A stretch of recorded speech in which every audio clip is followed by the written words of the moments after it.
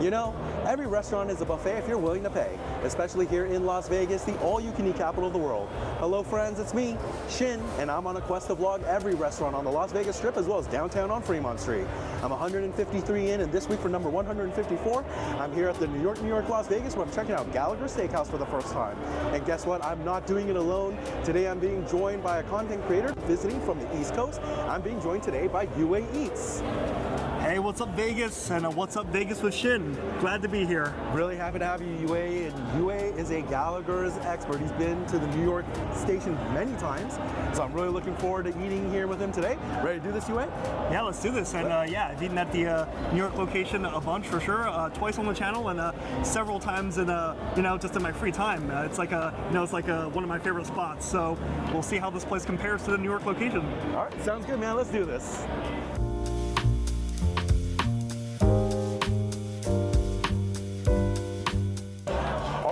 So here we are seated at Gallagher Steakhouse up in New York, Las Vegas. And of course, I'm joined by the one and only UA from UA Eats. Really happy to have you on, man.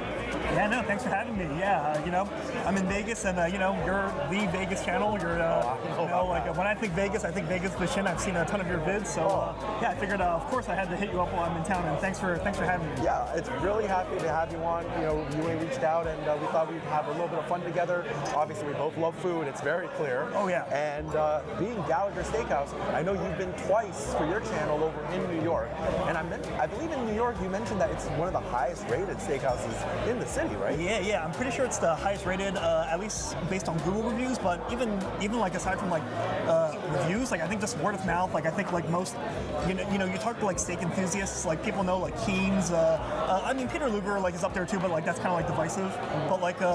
But yeah, there's Keen's, there's Sparks, Gallagher's. I mean Gallagher's like pretty much anyone you ask, Gallagher's is going to be like top 5, I would say. Like maybe top 10 at the very most, but like it's definitely considered one of like the most iconic steakhouses in New York, and it's definitely my top 5. It's in your top 3. It's really encouraging to hear. But have you been to the Gallagher's in Las Vegas? Never. Last time I was here in Vegas a year ago, yeah, I saw Gallagher's, and I'm like, you know what, I feel homesick. I really want to pop in, but I felt like I really should review things that I can't review back home. But well, now we're here. Now we're here. Now you're mentioning that they actually did a pretty good job of replicating like the feel and the vibe, right? I mean, we have kind of like the intimate lighting here, the big thick booths, the nice white tablecloth tops. What else do you kind of think like makes like a good steakhouse experience for New York? As for like the decor, you mean? Yeah. I think they did a pretty good job here. The main thing is that like the Gallagher's back in New York, because my understanding is that the owners of Gallagher's are big into like equestrian culture. Like they're big horse breeders. They're really into like horses and things like that. So the main thing is that I don't see quite as many like horse paintings or horse sculptures or anything like that. Yeah. But other than that, I think they've really captured the vibe.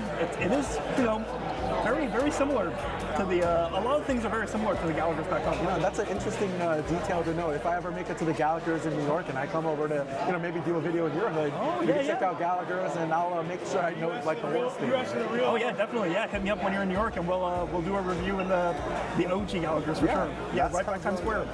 Cool, man. Well, we're here. I know you guys are mostly interested in the food, but also what are the prices like today in 2025? Let's take a look at the menu together. Let's take a look. Alrighty, so let's take a quick look at the menus here at Gallagher's. They've actually have several menus. This one is the special cocktail menu. I think this is like leather. Yeah, this is actual leather, which is pretty nice. So we'll take a look inside here. Feel free to take a pause in the video if you'd like to take a closer look at these drinks. Plenty of specialty cocktails here, orange mules and margaritas, old fashions. This all looks really good. And the specialty cocktails continued. Looks like about $24 to $22 down here for the classics. Very nice. And a list of bourbons and scotches in the back. Nice little list here. That's the specialty cocktail menu. And they also have a pretty extensive beverage menu here as well. Let's take a look inside. Again, feel free to take a pause in the video if you'd like to take a closer look at these drinks. Draft beers up top and bottled beers down here. Looks like somewhere in that $9 to $10 range. We have wine by the glass, your sparklings and your white wines up top. Looks like you have about $20 to $30 a glass there. And your red wines down here. Let me see if I can get you guys out of the glare. But there are your reds. And we have some sparklings over here. And I believe these are maybe by the bottle. I don't know if these are glass prices. It might be. But $695 for a glass is pretty crazy here. Your wines from Italy, the United States, as well as rosés. All looking really nice. And here are your whites. Let me see if I can get you guys out of the glare here. Your Pinot Grigios, your Sauvignon Blancs, your Rieslings down here, and your aromatic whites. And that brings us to the American Reds, your Merlots, and your Syrahs down here. Your American Reds continued. Another big list of cabs. Lots of cabs here. That list continued, just a little bit more on that cab. Here are your blends. Good number of blends there. A lot from California, Napa Valley, Paso Robles, big wine country. We have some Zinfandel down here as well. And I imagine the Zinfandels are continued. And here are some wines from Spain here also. Your French reds. And some reds from our friends down in the Southern Hemisphere. Now we're looking at Magnum bottles, 1.5 liters. Your sparklings and your cabs here, as well as a single Zinfandel. And here are your after-dinner drinks, your bourbons, your scotches, as well as your cognacs and ports. And the non-alcoholics, looks like they serve Pepsi and not Coca-Cola. You have juices, teas, and if you're not really a tap water drinker, you have Evian and San Pellegrino here. A couple of mocktails for those of you who aren't really into drinking but want to join in on the fun. And that's your beverage menu here at Gallagher's. All right, now I'm not much of a drinker. What about you, Wade? Much of a drinker? Yeah, not really. I don't really drink much. You know, for me, it's I don't know. I just don't really enjoy it too much. I do make an exception occasionally for British ciders. British cider? Because I spent a brief time living in the UK at one point, and I kind of got into like I kind of like ciders in America. Like I find they don't really hit like British ciders do. Like here, they tend to be a lot more sweet. Oh, yeah, they're a little sugary ciders here, right? Yeah, exactly. You know, like your Angry Orchard, like they're very sweet, and I see the appeal. But like in the UK, like they're a little more crisp, a little more balanced. But yeah, otherwise, otherwise I don't really drink much. Okay. Yeah. You know, I enjoy drinking. I have fun drinking. I don't like waking up the next morning after drinking. You know, even in my old age, or even a little bit, it makes me like not able to wake up. It's really tough nowadays. So, you know, I keep away from drinking, but lots of good-looking drinks here. Let's take a look at what they have to eat next. Sure. Alrighty, so here's what I'm most interested in, the food. Let's take a look at the Gallagher Steakhouse menu, established 1927. So, oh wow, it's coming up on 100 years old. Really cool. All right, so soups and salads. We got clam chowder, French onion, classic Caesar, the wedge. Now you guys know I typically skip on salads, but maybe I'll change that today with you, eh? Here we have some appetizers, jumbo shrimp cocktail, calamari, crab cakes, escargot. Yeah, a lot of good-looking steakhouse appetizers here. From the grill, now this is the steaks that they have. We've got New York strip, bone-in ribeye, porterhouse. They also have a prime rib of beef. That looks pretty good. American Wagyu. This is looking fantastic. And then we have some entrees here as well. Colorado lamb chops, salmon, Chilean sea bass. Looks really good. Some accoutrements, some accompaniments, peppercorn, béarnaise sauce, and the like. And here we have your sides: asparagus, mushrooms, spinach, baked potato, cold Yukon potato puree. This is looking great. And that is your menu here at Gallagher Steakhouse. All right, so that's a pretty good looking menu here at Gallagher's, and there's a lot I'm looking at trying today. Usually in my videos, every restaurant is a buffet if you're willing to pay. However, I'm here with an expert who's already gone to Gallagher's so many times So I've already got a little bit of a guiding North Star that's going to help out figure out what we're going to eat. Sure, and Shin said that he's not usually a big salad guy, but I'm going to insist that we try that white salad, because the white salad here, pretty good. Might make you a believer. Okay, we'll see you then in a bit when those are arrived. Yeah, we'll give it a try. Or actually hold that, our bread just got here, and this is, honestly, one thing I've got to tell you, Wei, here in Vegas, some steakhouses have started charging for bread service. Really? It really gets under my skin. Wait, really? Yeah. Oh my goodness. And you're talking like, it's not just like $5, you're talking like $10, $15, $20 for bread service. And for me, bread service is like, it's essential to a steakhouse experience, right? Wait, $10 for bread? Yeah. Oh my goodness. Yeah. Yeah, so I thought New York was expensive. Actually, I don't know, Vegas might be next level.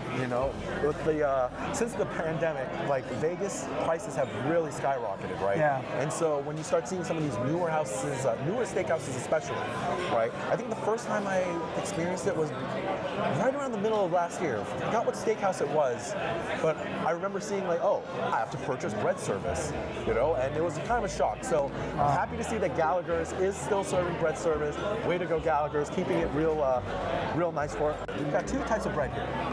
Something like a white and something that looks a little bit more, I don't know, weedy, I suppose? Yeah, well, it looks like there's like raisins or something inside it. Oh, yeah. Yeah. Well, I'm going to go ahead and go in on this white bread. What about you, Leroy? Yeah, you know what? I'll try the raisin one. Okay, you know what? Fair enough. Yeah, we'll switch it up. Switch it up. Now we do got serve that butter. Oh, that is super soft. It is a shame because the one in New York, they also have I think it's like kind of like a banana bread too. Yeah, there's like a white bread. I don't remember if they had this like kind of like raisiny bread, but they also have like a kind of like a banana bread, and that banana bread is kind of nice too. Yeah. Okay, so it's free, but now I'm a little sad that we didn't get that banana bread. I know. But now you guys are getting to see that West Coast, East Coast comparison, right? Right. But one thing that I noticed is that actually Shin and I were talking about this outside, but there's like a small difference between the New York Gallagher's and this one. The New York Gallagher's does not have the apostrophe. Right.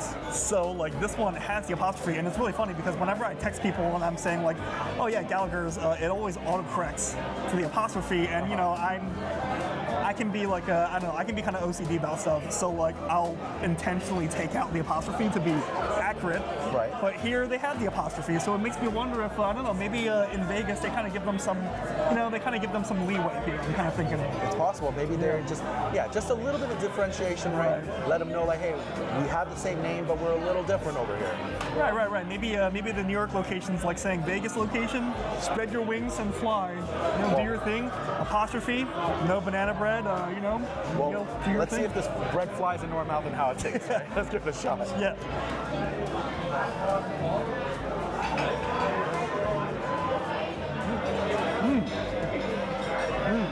Oh, that's good butter. Really smooth, really creamy. I did notice that the New York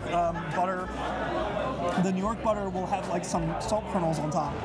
But this one does not, but I don't necessarily think that's better or worse. Yeah. Like it kind of makes it so that you can kind of taste more of the creaminess.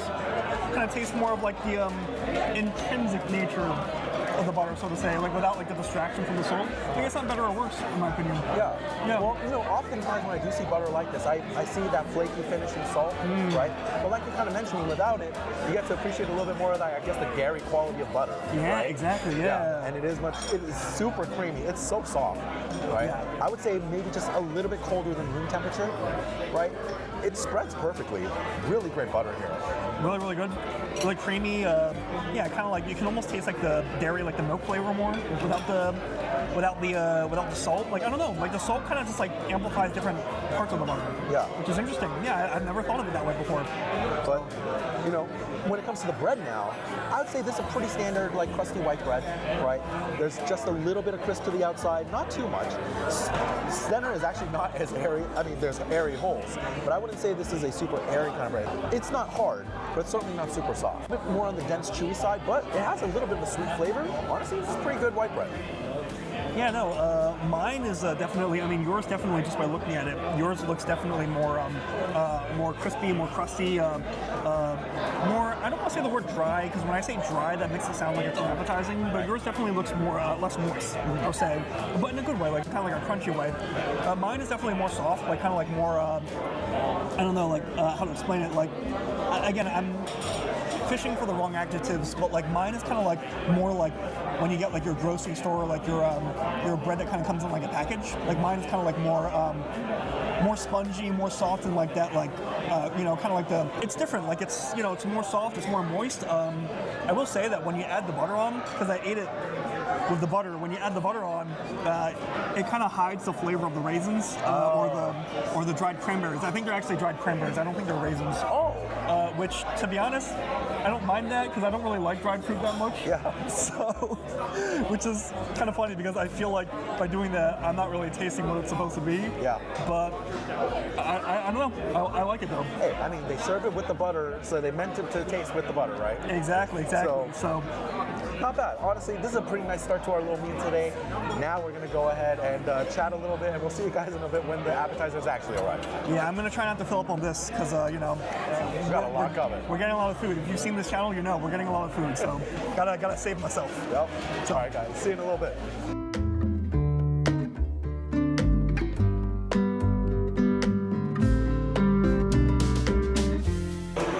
Welcome back, everyone. Now our appetizers just got here. Yue, this is looking really good. It looks good and it smells good. I wish they could have meant like smell-o-vision. It smells amazing. It's Oh my coming goodness. eventually, right? Yeah. But until then, we're just gonna have to describe it with our words. Yeah, right? yeah. Let me give you guys a view. So we got their French onion soup, their calamari, the wedge salad because Yue did recommend that we try it. We got their braised short ribs, as well as the beef tartar. Yes, beef tartar. Yue, are you ready to go in on this? Let's do it, man. It's like you said, every restaurant can be a buffet if you just you treat it like a buffet. Exactly right. I can't wait. This is like a dream come true. All right, so let's kick things off with the French onion soup. So Let's do it. Let's do it. It's good. This might be because I got more cheese. I think it's a tad salty. Yeah. But the flavor's good otherwise. Yeah, Yeah. I agree. It is salty. There is definitely a very salty aftertaste that lingers. But the depth of flavor on the onions, the caramelized onions, is really present here. And you can really get that caramelized sweetness from the onion. You can tell they stewed this for hours. Yeah, the onion flavor is really good. I would have liked for there to be kind of like a more rich beef flavor. I think French onion soup tends to be made with like beef, so like red wine, beefy flavor.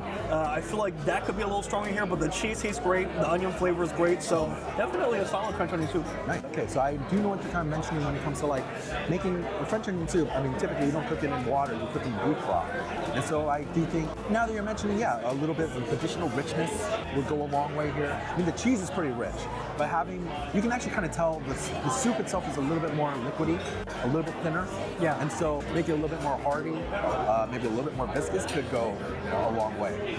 The cheese tastes good though. The flavor of the cheese is great. Like it kind of has like a springiness, if that makes sense.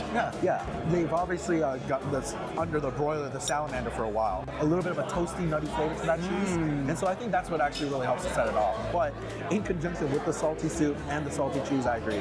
When it comes to the aftertaste, there's a bit of a salty note there. No, you're right. I think that second bite that I had, like it had more of that like caramelized top. Yeah. So those parts taste pretty good. Yeah. It's pretty nice. Yeah, honestly, not a bad way to start off our meal here. Pretty good French onion soup. Alrighty, next up, let's do the calamari. What do you think? Let's do it, calamari. Let's do it. So it's served with the marinara sauce. You can give it a little bit of a dip.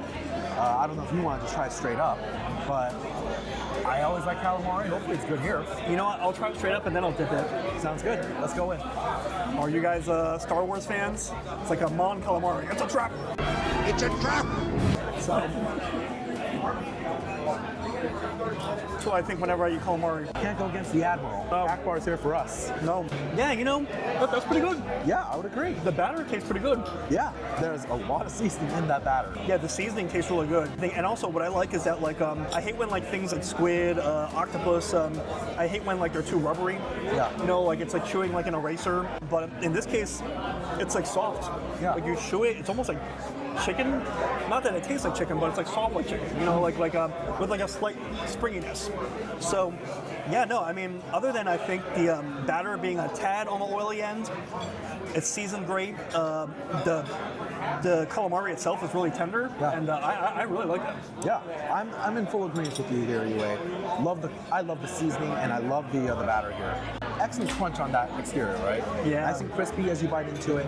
But the dichotomy with the texture of the squid in the center, exactly like you said. It's not rubbery, it's not chewy. I personally don't like eating, what did you call them, erasers, right? And so the last time I ate an eraser on purpose, I was a little child. And so I don't want to do it as an adult, you know what I mean? You sure you were a kid? That wasn't like you were, it's not like you were a kid at heart, like last week, right? Yeah, mentally I'm still a child today, so who knows? But I'm totally in agreement. I love the texture. Like texturally, I think this calamari is fantastic. Yeah. And you do get a little bit of that, that squid flavor is certainly coming through, right? Oftentimes, especially if they blast calamari in like a really hot oil, sometimes you like just straight lose the flavor of the calamari. Yeah. All you taste is breading. I like that the breading tastes great. You taste the calamari here. Excellent texture. It's good. Yeah, and speaking of texture, I want to try one of these crispy tentacles. Oh, yeah. Yeah, and I'm going to dip this in the marinara sauce. Do it. So let's do this, yeah. So I'll join you in on one can't of wait. these pieces. It's like Jack Sparrow finally defeated the Kraken, and this is, he's going to feast on his successes. Let's do it. This is my black pearl right here. Squidward, never diss a Krabby Patty ever again, or this is what you get. Oh. Oh, that marinara sauce is really good. Oh. Talk to me, Yue. What do you think about that marinara sauce? Yeah, no, that marinara sauce, like, it's sweet, but it's not like bitingly sweet. Yeah. I hate like when they're so sweet, like almost artificially sweet, almost Totally. like kind of like ketchup-y in a way. Yes. But like I feel like They definitely cook down the tomatoes to take a little bit of that natural sweetness, right? It's a little bit more zesty, a little bit more savory. it is zesty. Yeah. Yeah, like you taste some of that Italian seasoning. Like this almost kind of tastes like it's like almost like Italian pasta flavor, like a red pasta. Yeah. And I would eat this over pasta all day. oh yeah, no, that is great. And and it has like a sweet tomato flavor. That's what I meant to say. Like it tastes sweet from like a natural tomato, fresh tomato way, not in like a canned, ketchup-y artificial way. So I dig that. That is excellent. I think we got a pretty big winner here with the calamari. Yeah, I just shouldn't have eaten that whole Squidward thing all at once. That was a mistake. Well, yeah. So only if you need to talk about it after. Otherwise, stuff your face because it's really good. I need to pace myself, man. I mean, this food is good, so I need to not fill up before the steak gets here. Wow, well, there's still more to go, so that's good advice. Let's check out the next dish. All right, so next up we'll go in on the short ribs. Yeah. Now, I'm surprised this isn't an entree. Usually short ribs at a steak place is kind of like one of those, one of the entrees that you can get when you're not really a steak person. It smells so good. Like It does. It has like a smoky flavor. You ready to go in on this, Yeah, Yue? yeah, let's do it. Let's do it. Oh, that was good. Oh, whoa, Yue, that is really good. Oh, Very, man. very tender. Like it tastes pretty much exactly the way it looks. Yeah. Like it was literally fork tender. Like you can just turn it into like shredded beef with Yeah. just like a fork. Yeah. Like nothing else. You don't need like your hands. You don't need anything. It's good. The sauce tastes good. Like it kind of has like a beefy like beef stew flavor. Yeah. Seasoned well. I do think this could be a little saltier. I think the French onion soup I felt like was a little too salty. Yeah. I felt like they could have taken some of that salt from there, transferred it here. Then we might have two pretty solid dishes. Some balance in the force. Yeah, some balance in the force. I like that. Bring it back to General Akbar. Exactly. Yes. I mean, I'm in agreement with you. I do think some additional seasoning on the beef could go a long way because the primary flavor you taste here is a bit of that smokiness. Yes. Right? That's kind of like that primary flavor profile. And while the beef comes through, I don't know, for me, the texture of the beef is what's blowing me away. The flavor, it's good. But like you kind of mentioned, a little bit of additional salt, a little bit of additional seasoning could go far here. But man, I'm in love with beef this soft, Yue. This is like my jam. When beef just melts in your mouth, and people use that turn of phrase all the time, but when beef truly just takes very little chewing, when you can just scrape it with the minimal effort on a fork, this is the kind of beef I love. Yeah, no, it's incredibly tender. I feel like what would be nice with this is that like it would be nice to like shred this, mix it with the rest of the sauce in the stew, and then yeah, maybe that would kind of help to offset some of the lack of salt. I'm thinking. Yeah. But yeah, I can't complain at all about the smoky flavor or the tenderness of the beef. Yeah. A nice little appetizer here as well. Yeah, we're making some good progress here anyway. I really gotta pace myself. I gotta at least save room before the steaks come. Not even anywhere close to that. Not to do that would be a mistake. I see what you did there. Yeah. All right, next up we're gonna go in on the beef tartar. These are served along with these toasted crostinis. Got some of that beef tartar on top here. It's looking pretty good. Looking pretty good. We made a few Star Wars references. Hopefully this is a steak tartar and not a steak jar jar. See what I did there? Okay. I'm gonna let that one process a little bit. All right. What I want to process next is this steak tartare. You want to give it a go? I promise, guys. I'm gonna dial back the jokes. I promise. No. Stay as much as you want. Keep the jokes flowing away. We're just having a good time here, man. We are. I'm having a great time. Let's do this. Let's do it.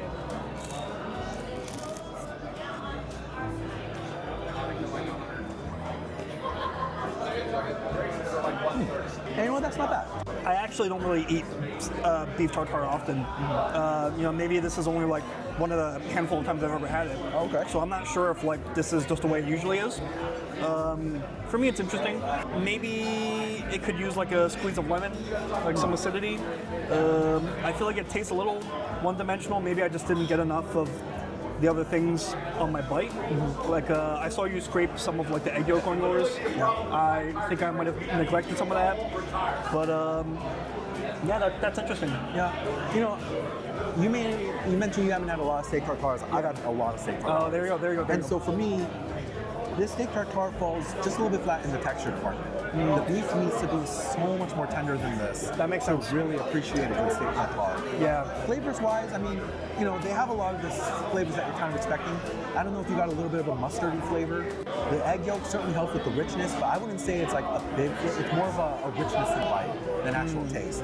What gives a lot of flavor here are these toasted onions on top, a little bit of that caramelized nuttiness. But when you eat a beef tartare, you don't want to be tasting onion, you want to be tasting the beef. And so I think that's where this falls a little bit flat. I do like the crostini. Nice little crispy crostini there, well toasted. I wouldn't say it has a ton of flavor, but it really needs to be a vessel for the steak tartare. And I think, unfortunately for me, it's not bad, but it could be a lot better.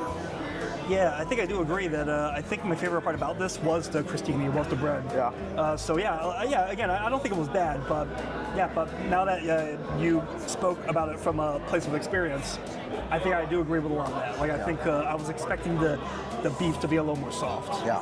I mean, you really want that beef tartare to be ultra tender. Yeah. And unfortunately, it's a little bit on the chewy side today. Well, there's still one more dish to try, and that's going to be the wedge salad. So here it is, the last of the appetizers, Julie. This is what you recommended, but it's looking a little bit different from what you had in New York, right? That is correct. This one definitely looks more busy. In New York, I feel like there were less toppings. I don't remember there being tomato. It might have been a more beautiful in its simplicity in New York, while here it might be a more diversity of flavor. Okay. Well, I'm always down for a little diversity. Let's see how it translates into salad. Let's give it a try.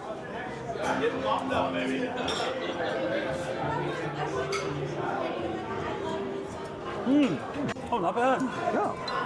It is a little different, but it's good. I mean, I'm not a huge wedge salad person because usually I don't go into the blue cheese much, but I would actually say the blue cheese dressing here isn't as pungent as others I've had in the past. So it's just a little bit more creamy, a little bit more mild in flavor than I was expecting. Yeah. Oftentimes blue cheese is really overpowering, but it's a lot more palatable here for me. You know, it's interesting that you say that because I think one thing that's different about this Gallagher's Vegas location versus the New York location is that one, there's less of the blue cheese, but like it's crumbly, it's bigger chunks, and it's real funky. It's really overpowering. So I see what you're saying in that you kind of have to like blue cheese. If you don't like blue cheese, you'll think it's overpowering. If you like blue cheese, you'll be like, oh man, like this salad is like a vessel to eat blue cheese with. But yeah, I like this. The blue cheese dressing, like it's more spread out evenly. It's a little more mild, so it kind of makes this less intense to eat, which, you know, stronger flavor, something being good because it's strong is one thing, something being good because it's balanced is one thing. Both have their place. Yeah. So this is almost like a more mild, balanced version. I think the tomatoes actually do work. The tomatoes kind of make the whole thing taste very fresh and very like like juicy, and like it adds some natural sweetness. Yeah. And they kept the bacon from the New York location. Okay. Like that salty, thicker bacon. Yeah. Delicious, smoky. Honestly, that bacon I think is the star here at both locations. Yeah, I'm totally in agreement with you on that bacon. It's more of like, it's almost kind of like a pork belly texture. Oh yes. A little bit more of a chew to it as opposed to like a crispy bacon. Oh yes. And it imparts a ton of flavor, like you're mentioning. You know, it's interesting that you mentioned the tomatoes, because oftentimes I don't see tomatoes on wedge salads. Adding that little bit of natural sweetness does bring some balance overall. Oh yeah. Oh yeah. Yeah. So, I'm typically not a wedge salad guy, but this wedge salad actually hits a lot of the marks. Produce is fresh, got some nice crunch to that lettuce there. This is a good salad. Yeah, no, I'm really enjoying it. Yeah, I think that definitely makes me think of home for sure. Cool. All right, well, Yue, let's continue working on this. We're going to box a lot of it to go, and then we're going to do our steak dinner next. Oh yeah. Don't go anywhere. We'll be right back, guys.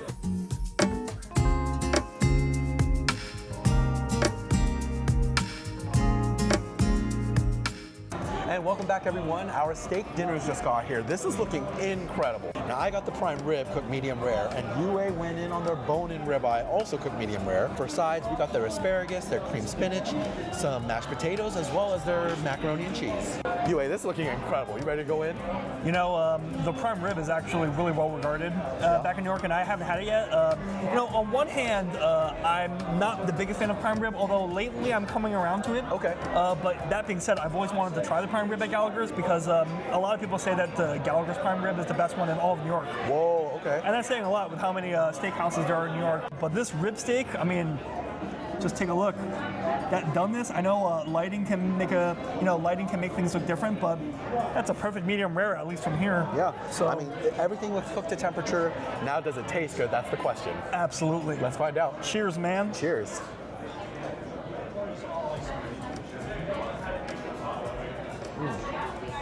How's the prime rib? That is a very nice prime rib.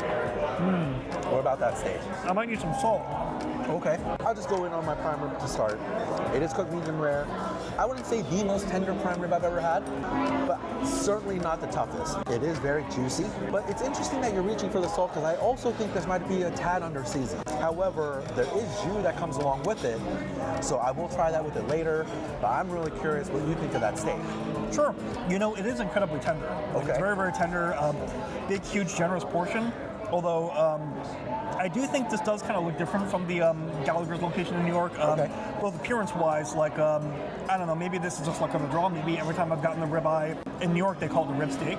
I'm not sure. I don't remember if they called it that here or bone-in ribeye. Essentially the same thing.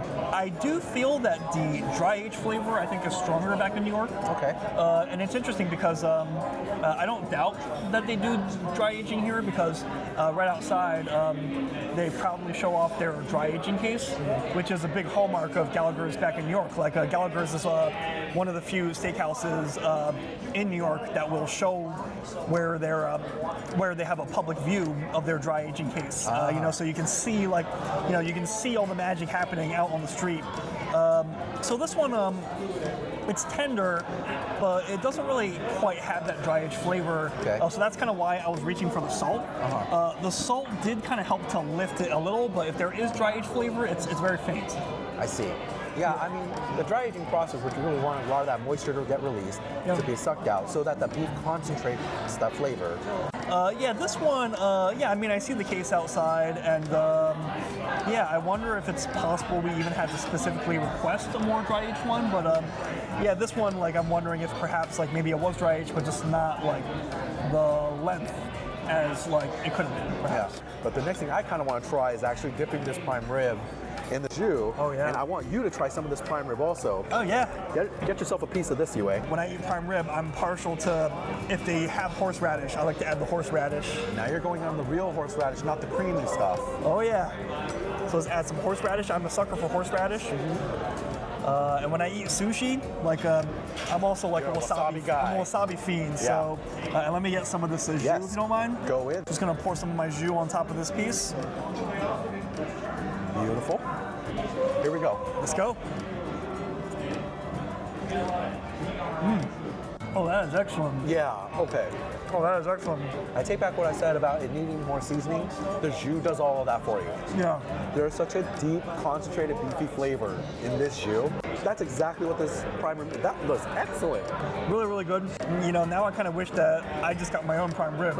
You know, like we got like a prime rib and a ribeye steak to switch things up, but Right. now I wish I had one of those prime ribs just for myself. That was delicious. That was incredibly tender. You know, like parts of the fat were not rendered, which is normal for prime rib. Yep. But still, like it's really marbled, and like that fat just made the whole thing so juicy. It's definitely rich, yes. The jus, like the beef alone already tastes pretty good, but the jus kind of adds some of that delicious beef flavor back into it, and Yeah. moisture. Yes. You know, when you get pieces of fat, it like melts in your mouth. And that horseradish, this is my own fault. The server did warn me. She said, just so you know, that horseradish is pretty That's intense. okay.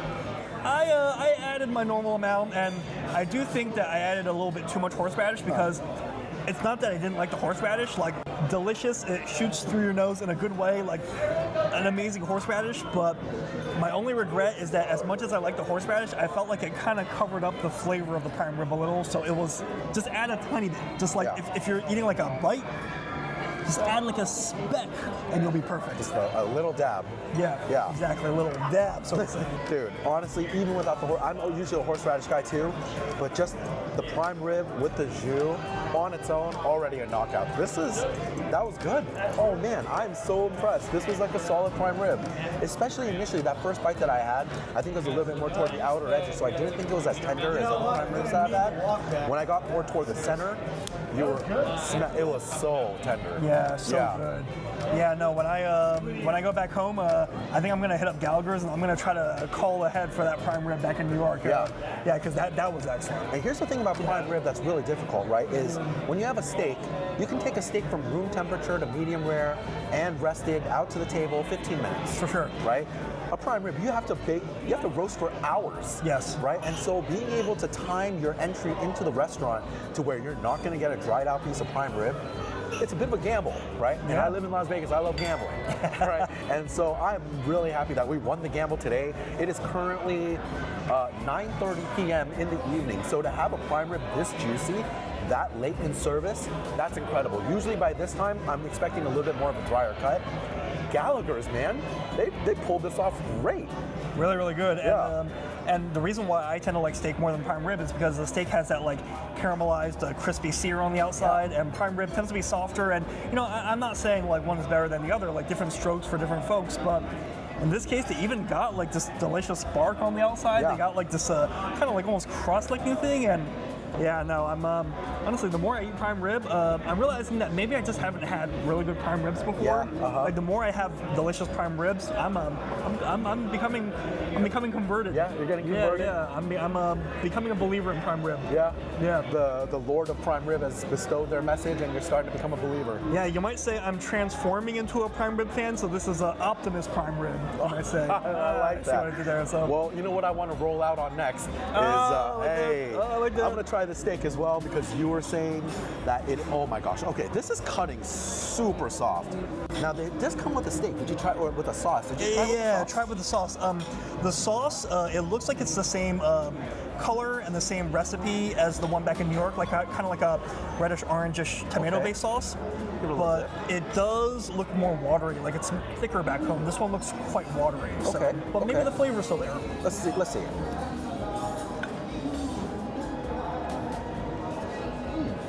Oh, interesting. Let me try a piece too. Let me try a piece of the rib cap, the best part. Okay, Yue, I actually do see what you're saying. I'm basically in agreement with. Steak is super tender. Even by just cutting it, I knew that was going to be a very soft steak. Yeah, I do think the crust could be a little bit more developed here, for sure. right? It's a little bit softer on the outside. You don't really get a lot of that mild reaction. And the crust is oftentimes where you find a lot of that flavor. You know, seasoning on the exterior with a really well-developed crust could help that a lot. I see what you're saying about it not having the deepest beef flavor. Yeah. Yeah, especially being here in Vegas where we have so many great steakhouses and every steakhouse has premium meat lockers here, you know, and I've had some pretty premium cuts. Certainly not the worst, but definitely not the best that I've had. There is just a little bit of lacking when it comes to the depth and the robustness of that beef flavor. The sauce, though, is interesting. It's almost, it reminds me almost like a tikka masala sauce. Does that make sense to you at all? Like, there's a bit of a, let's see, actually. Yeah, I wouldn't have called it tikka masala.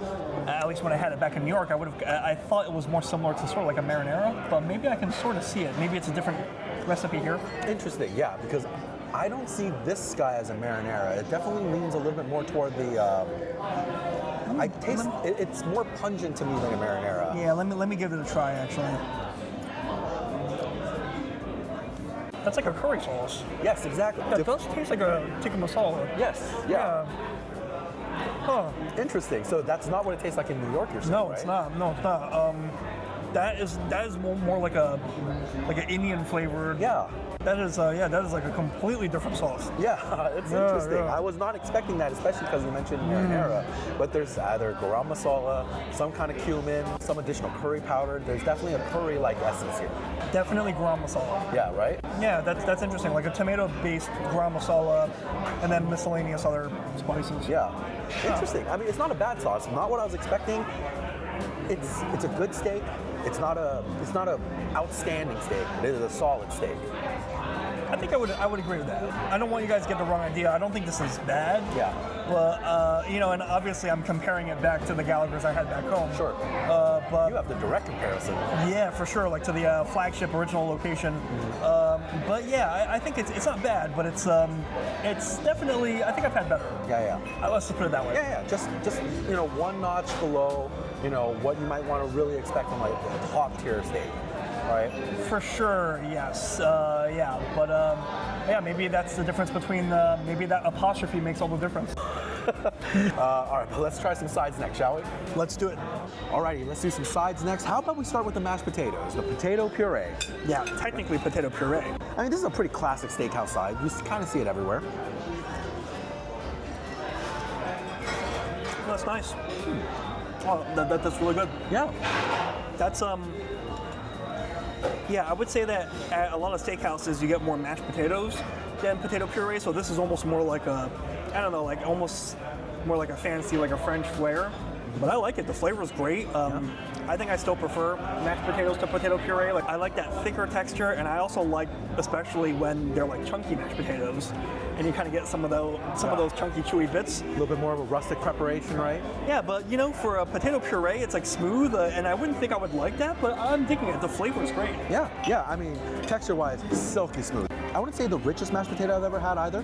They were pretty controlled with the amount of butter they use here. Sometimes you get potato puree, and you don't even taste potato, you only taste butter. And I'm a fan of butter, but I like tasting the potato as well. And I think you actually get the flavor of the potato here. You get that starchiness. Yeah, for sure. Yeah, it's not too buttery, and I like when mashed potatoes are like indulgent and they're like almost too buttery, but not quite there. But no, this is well balanced. It's buttery, it's creamy, it's it's smooth. I think it's the perfect amount of seasoning. Yeah. I dig that. Solid mashed potatoes here at Gallagher's. Yeah. All right, next up we'll try the mac and cheese. Let me serve you some here, UA. Let's give it a shot. Let's do it.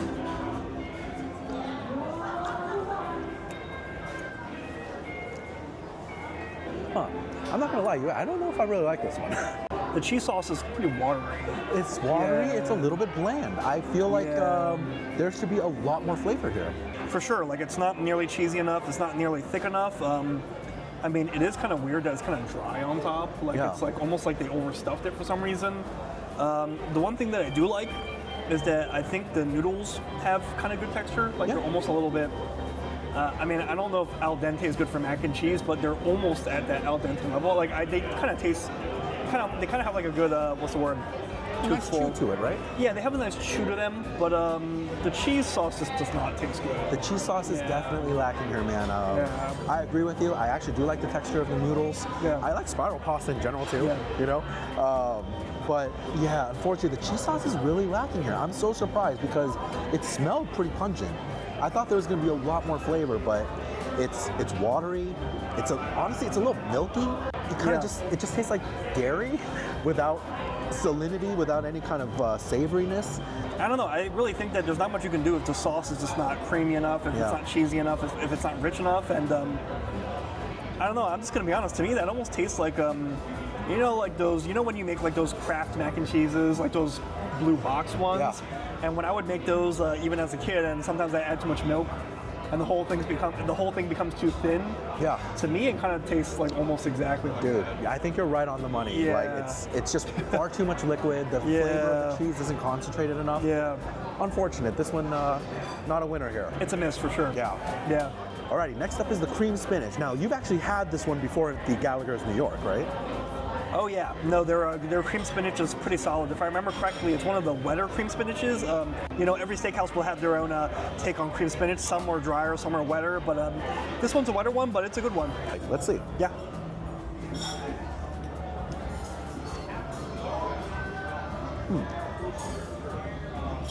Huh, you know what? Not bad. What are your thoughts, Ray? I think it's not bad. I think it's kind of similar to the mac and cheese. I think it could stand to be creamier. Yeah. I think back home that is what it is. It's a little richer, if I remember correctly. A little thicker. I'm totally in agreement with you here. It's I like the spinach. You know, it's been cooked down well. You get a little bit of that irony kind of flavor, right? Natural flavor of spinach, but mostly when it comes to the cream sauce, I'm only really tasting a little bit of the Parmesan cheese. I don't really taste much of the cream. I don't think it's very well seasoned. And like you said, it's a little bit waterier than it needs to be. I think a little bit more of a thick richness here would definitely help. It's so funny that the two sides that we just had back to back were kind of falling into that same issue where the sauce is just a little bit on the bland side. Yeah, I don't know what it is. I mean, I think, it's a little bland. It's a little not quite thick enough. Not really sure what's going on. You know? Yeah, so. I guess can't all be non-stop hits, right? Right. Yeah. Alrighty, UA, so the last side we're going to be trying today is going to be the asparagus. Now, have you had this in New York? No, I haven't. Here we go. All right.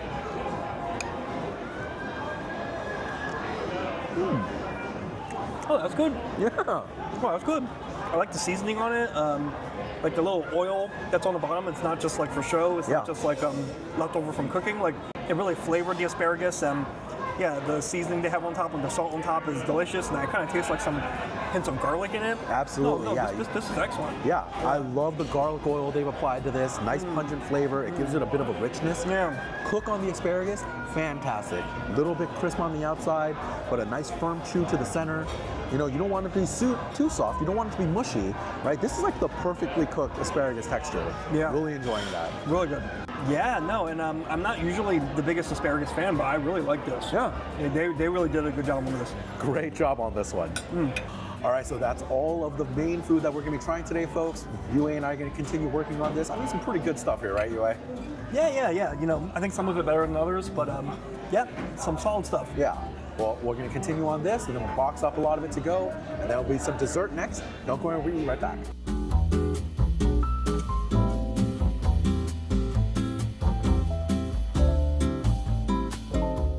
And welcome back, everyone. Now all of our food is packed away and ready to go, but it's time for some dessert. Let's take a look at the sweets menu together.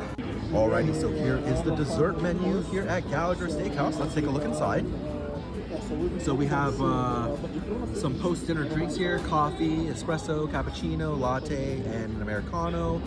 Looks like all of these options are available for you here. And then we also have some desserts: sticky toffee pudding, chocolate marquise, a vanilla bean creme brulee, New York style cheesecake, and a carrot cake bread pudding. That looks really nice. Some additional after dinner drinks here as well, all of your cocktails. Like your Irish coffees, your espresso martinis, and down here some wine for your dining pleasure as well. And that is your dessert menu here at Gallagher's. All right, so UA, nice little dessert menu here. When you were at the Gallagher's in New York, what was the dessert you'd like to go in on? Oh, there's a few.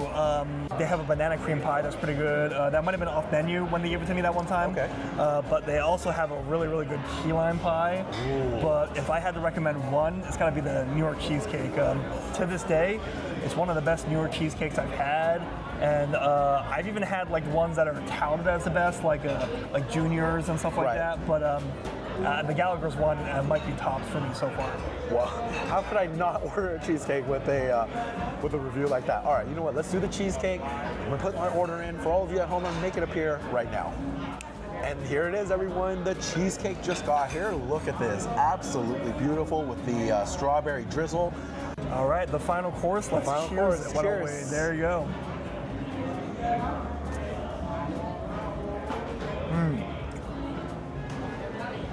Oh, That's pretty good. oh, that is good. That's pretty good. Okay, wait, hold on. I actually need to process a little bit more here. It's just missing some of that whipped cream on top. Yeah. The one in New York has that, but otherwise, that's a nitpick. I'm nitpicking now. That's pretty good. That's pretty good. That's pretty good.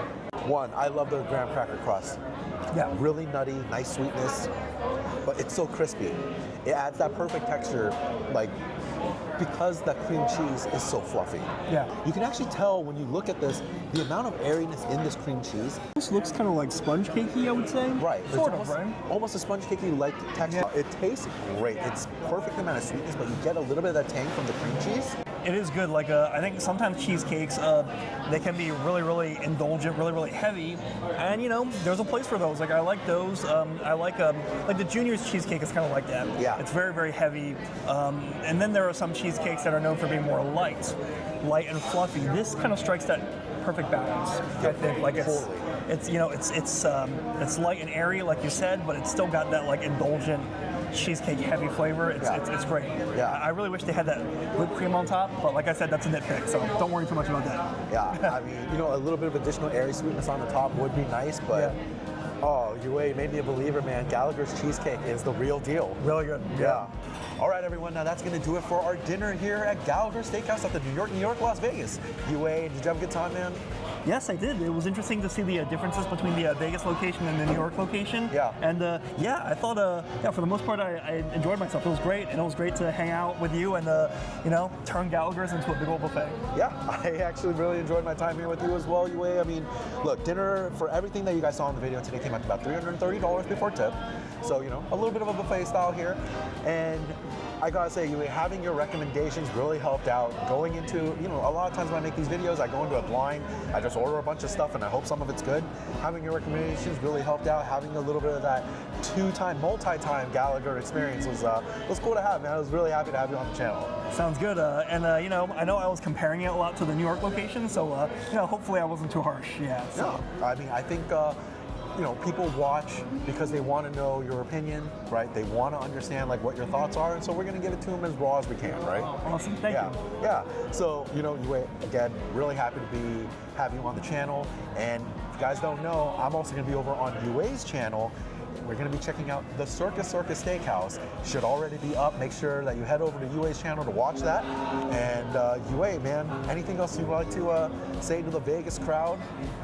Yeah, no, I'll just say that, obviously, like Shin here said, check out the video on my channel, on Yue Eats, at the place is called The Steakhouse. Right. And, it's really saying something that a place doesn't have a name. They just call themselves The Steakhouse.